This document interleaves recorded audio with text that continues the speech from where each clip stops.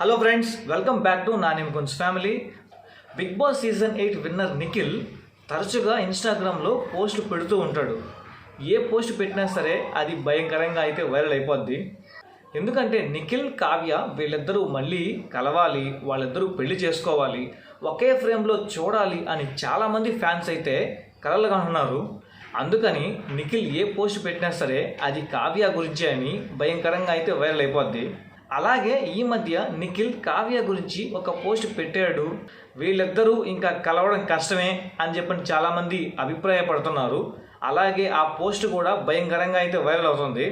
ఆ పోస్ట్ ఏంటి, అది ఎవరి గురించి పెట్టాడు అని చెప్పని మనం ఈ వీడియోలో డిస్కస్ చేద్దాం. మీరు చేయాల్సిందల్లా వీడియోని స్కిప్ చేయకుండా చివరి వరకు చూడండి.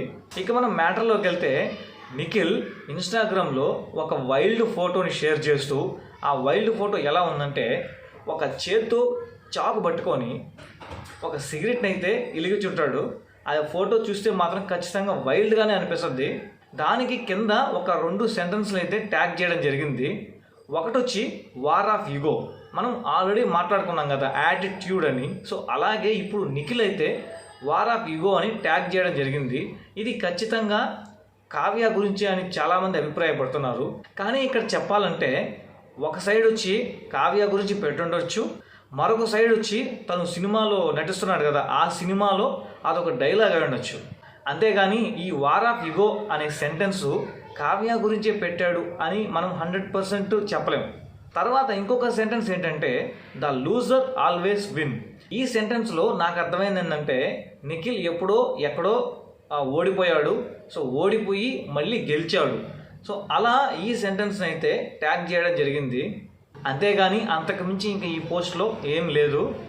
ఇక ఫైనల్గా కన్క్లూజన్ ఏంటంటే, ఇన్స్టాగ్రామ్లో నిఖిల్ పెట్టిన పోస్ట్ ఏదైతే ఉందో దానికి ట్యాగ్ చేసిన 2 సెంటెన్సులు కావ్య గురించే పెట్టాడు, ఇంకా వీళ్ళిద్దరూ కలిసేదే లేదు అని చెప్పని చాలామంది అభిప్రాయపడుతున్నారు.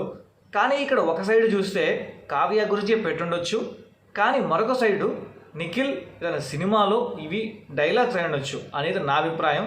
మరి మీ అభిప్రాయాన్ని కింద కామెంట్ సెక్షన్లో తెలియజేయండి. ఇంతే ఫ్రెండ్స్ ఈ వీడియోలో. మరి నెక్స్ట్ వీడియోతో మీ ముందుకు మంచి కంటెంట్తో మంచి ఇన్ఫర్మేషన్ వచ్చేస్తాను. Until then thank you, bye bye.